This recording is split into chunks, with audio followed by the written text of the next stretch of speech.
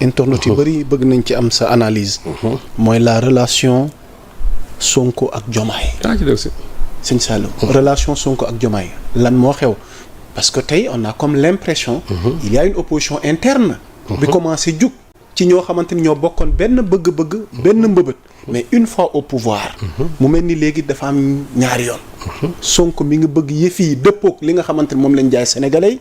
mais de l'autre côté du camp du président on a comme l'impression que ni moom dafay gën a woote comme ni nga ko wax les réconciliations. mais booba sëñ Saliou damay ragal ndax choc naru tam qu'en est-il de la relation de Sonko ak Diomaye. xam nga c'est même bénéfique que souvent mu am ay fractures entre le premier ministre et le président parce que ça permet de recadrer beaucoup de choses parce que xam nga ànd boo gis yàmmu sax surtout ànd bii nga xamante ne mooy Diomaye ak Sonko parce qu'il faut que nit ñi xam la relation qu'il y a entre les deux au-delà même de la politique la relation humaine bi amoon la relation professionnelle donc il y a beaucoup de choses qui lient Sonko ak Diomaye ba yàlla def tey nag ñoom ñu nekk à la tête de l'exécutif. Sonko am ci liggéey bu bëri bu mu ci def pour que Diomaye soit le président de la République. mais xam nga le slogan Sonko mooy Diomaye Diomaye mooy Sonko. dafa am sama benn consoeur bu ma lire mu bind ci lu am solo Fatou Abdou Ndiaye. mu ne ce n'est pas un slogan c'est un pacte. mu ne Sonko mooy Diomaye Diomaye mooy Sonko du slogan pacte la. pacte nag mooy accord la boo xamante ni yéen da ngeen koy signer seen biir mooy loo xam ne yéen da ngeen ci déggoo mën na nekk loo xam c'est verbal mën na loo xam lu ñuy bind la mais da ngeen ci déggoo loolu pacte la donc ça va au-delà même ñoom de leur personne que Diomaye mooy Sonko Sonko mooy Diomaye ça appartient aux Sénégalais parce que mbir mi bi mu xewee ñi ci gën a am problème du Diomaye ak Sonko naqar bi ci nit ñi am c'est-à-dire que émotion yi ci génn man yaa Moussa sama téléphone bi xaw na explosé parce que y a beaucoup yoo xamante ne nii c'est-à-dire am ñoo xam ne ils étaient mal à l'aise ci situation bi am nii. pour wax ne rek ne bëgguñu sax luy jëm a tilimal diggante Diomaye ak Sonko. léegi nag pouvoir dafa am réalité. te Ousmane wax na ko. Ousmane nee na. boo nekkee président. dafa am ay forces yoo xam ne toujours dañuy jéem a tàggaleeg sa parti te mooy dëgg. te loolu du Sénégal rek loolu fépp la nag. ndax tàmbaliwul fii. moom la moo tax ma ne Ousmane la mu wax. waaw loolu dëgg la. parce que daf ci am ay intérêts yoo xamante ni. d'autres intérêts des intérêts financiers même au niveau international. yoo xam ne toujours ils vont faire de sorte que. surtout que tu as un super premier ministre boo xamante ni ñoom xam nañ ñëpp dayoo bi mu am. parce que ça aurait été quelqu'un d'autre. les gens ne s'en soucieraient même pas seen yoon naw ci. et parce que c'est Ousmane Sonko te xam nañ l'esprit souverainiste de Sonko te ñu xam Sonko nan la mel par rapport à ce projet là ak Sonko lu muy conseillé ci ñoom ci seen i obstacle pour seen i intérêt mais ku mel noonu mais da ngay liggéey pour jëlee ko fii te lobby yooyu ñoom ci seen logique lañ système boobu non ñooñu seen logique lañ nekk yaa Moussa c'est-à-dire que dinañ def le tout xool ba dégager la te fu ne nag lañ lay jaar mën nañ jaar say xarit mën nañ laa jaar au niveau international mën nañ la jaar ci say soxna mën nañ la jaar ci say sëriñ mën nañ la jaar fu ne pour tàggale la ak ki nga xamante ne moom lañ peuple bi sësale ak yow. ça devient sérieux là. moom laa la wax non c'est-à-dire que c'est des choses yoo xam ne il fallait s'y attendre man day loolu mos naa ko xam na ku ma ci mos a waxtaan ma ne ko. dio bi li muy rafet.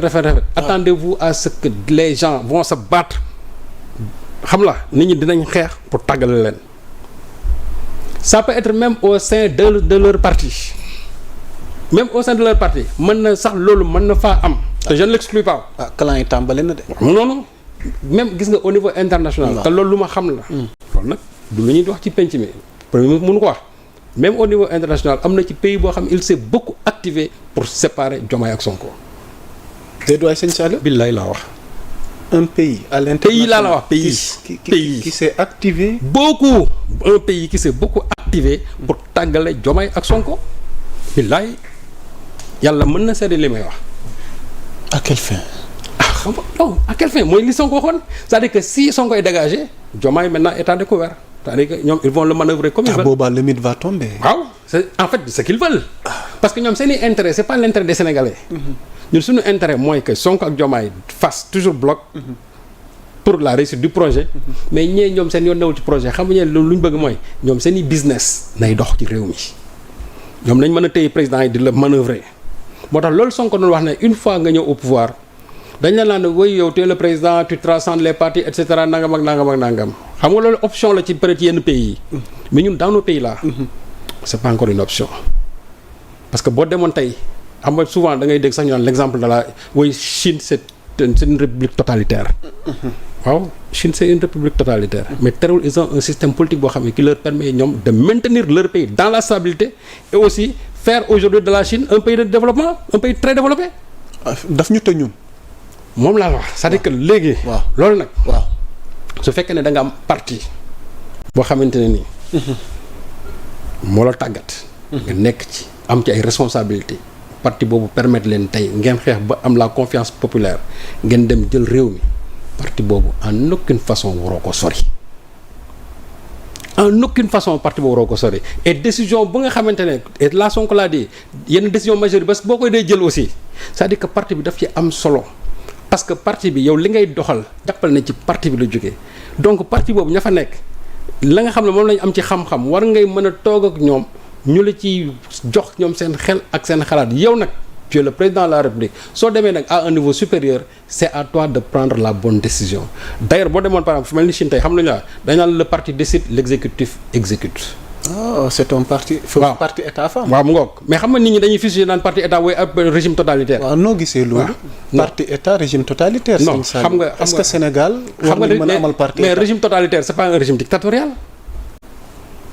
xam nga régime totalitaire mooy ñi nga xam ne dañu jàpp ne ñoom dañu accumuler lépp mais c'est pas un régime dictatorial. parce que xam nga dictature mooy ki nga xamante ne yow toog nga loolu la neex ngay def Chine du ñu def la neex du ñu def la neex. même aujourd'hui on ne parle même de bon gars yi amuñu fa liberté et cetera mais dans les autres pays là aller en France aller aux États-Unis vous pensez que foofu aussi les gens ils ont leur liberté ci yëpp. mais quand même il faut qu'on revienne à la raison. Sénégal fii c'est-à-dire la notion de parti boo xoolee ñi nga xamante ne yëpp tey. dem nañ ci régime jóge fa daanu am problème. c'est parce que dañu sori seen parti. Abdou Diouf ba mu jëlee parti am délégué ko xamatul lu xew ci réew mi ci lañ ko balee. sëñ Sall bu ma la déggee. concrètement mooy kii fi yàlla teg tey son excellence Bassirou Diomaye Diakhar Faye. ndax dafa war a bàyyi xel li ko fal. ah bu soree ngir ëllëg gi ñu jëm. bu soree parti bi. waaw parce que dama bëgg nga tënk parti boobu ndax am na yeneen points yu ñuy xaar ci seen relation bi. su soree parti bi li bëri na. su soree parti bi. waaw jàppal ne mandaam dina sooxe trop dina am problème parce que parti bi mooy ndëgër laayam. ok parti bi mooy ndëgër laayam c'est-à-dire que parti bi moo ko indi tey fi mu toog c'est pas les lobbies financiers c'est pas la société civile ak yooyu déedéet parce que ñooñu bala même soo leen doon xool ñooñu ils se sont toujours battus pour que le PASTEF n'accède pas au pouvoir système yi fi nekkoon une part de la société civile ak ñenn yi nga xam ne c'est les lobbies financiers yi nga xam ne ñoom système Macky la ñuy soutenir woon ak yenn pays yi mais ils sont toujours battus pour que le PASTEF n'accède pas au pouvoir PASTEF li ko indi mooy son parti bi ancré maintenant dans les masses ñooñu ñoo tax Pastef tey egg ci pouvoir bi même les médias étaient dans ce combat. moo tax bi leen Sonko di wax ne leen yéen tey médias yi indiwuñu leen fii. xanaa les médias sociaux mais les médias mainstream là indiwuñu leen fii donc loolu lu war ngeen xam moo tax pour moo wax ne parti dafa am solo boo gisee Mamadou Dia problème bi mu amoon ak Senghor loolu ci la woon Mamadou Dia boo ko mosaan wax il te parle de la primauté du parti naan la li nga xamante ne. décidé wuñ ko ci parti bi un groupe de députés mënuñoo xëy na dañ koy décider. ça signifie que parti dafa am solo parce que les grandes orientations yi. yu ci bëri dafay jóge ci parti bi. ñun suñu démocratie man jàpp naa ne noonu la war a solo cela ne veut pas dire que quand on parle d'état pastéfien ou bien je ne sais pas l'état du Pastef mais lii Sonko wax man jàpp naa ne mooy dëgg su fekkee ne yow da nga ñëw nguur les points c'est-à-dire les postes stratégiques yi nga xam ne moo leen mën a permettre yow sa projet boobu nga jaay nit ñi ba nit ñi jënd ko nga doxal ko mais say nit nga fay teg logiquement say nit nga fay teg cela n'exclut pas que am nga say alliés war ngeen mën dugal non man je suis toujours pour l'ouverture mais daf ci am man jàpp naa ne ay points clés yoo xamante ne nii da fa war a teg soo fa tegul nit aussi nga teg fa au moins un homme politique ou bien une femme politique. Je prends par exemple le cas de la justice. Moi, je n'ai rien contre Ousmane Diagne. C'est quelqu'un que j'aime bien. Ok. mais imaginez Ousmane fi mu nekk tey. bu fa une femme comme Mimi Touré nekkoon kon du demee nii. Mimi Touré. bu fa newoon tey. man jàpp naa ne demee nii. te man xam naa ne Mimi Touré tey buñ ko tegoon foofu. duñ ci teg 2 ou 3 mois duñu enclencher procédure pour mën a woo Macky Sall ñëw déglu ko ci li xew ci réew mi. Sëñ Sall pourtant Ousmane Diagne est réputé être un excellent magistrat. non excellent magistrat. Il s'avère qu'il est un homme à la place. Non, excellent magistrat. waaw ne signifie pas excellent ministre. gis nga dafa am loo xamante ne nii toujours dafa am ay soubassement politique Ousmane n'est pas politique. Ousmane n'est pas politique. dafa am ay postes ministères yoo xam ne nii gis nga il faut nga teg fa un homme politique mu koy doxal. c'est pas parce que tu es un homme du sérail que tu veux nga doxal mbir mi c'est pas parce que tu es un économiste que boo ñëwee économie dox c'est pas parce que tu es un médecin boo ñëwee santé lépp dox déedéet. gouvernement Senghor da nga daan gis ay des instituteurs yoo xam ne ñu jox leen ay postes clés ñu doxal ko comme cela se devait. man jàpp naa lu mel ni justice nga ñëw door a toog. il fallait confier ça à un homme politique. nga xam ne moom. dina xam li tax mu toog fa. waxuñu fii pour def ay règlement de compte déedéet. mais il faut rendre compte. ok pas règlement de compte mais reddition des comptes nag. au nom de xawma stabilité. réconciliation lu ñu ci mën wax. mais il faut d'abord rendre compte c'est-à-dire rendre justice. justice moom bu amul ci réew mi. jàppal ne mënuñu fi def benn liggéey mu dox. ok et je voudrais tout simplement ma daaneel ci loolu. allez-y que ne dans ce pays. waaw. il n'y a pas un problème d'instabilité. il n'y a pas un problème dans la société. les gens vivent en parfaite harmonie dans ce pays. kenn amul xarma yàlla kenn. problème bi ñu fi amoon c'était avec Macky Sall aujourd'hui Macky Sall n'est plus là mais am na lu mu fi bàyyi. ci ay blessures am na lu mu fi bàyyi ci ay mitit loolu il faut qu'on pense ces blessures là il faut ñu faj loolu ba mu wér.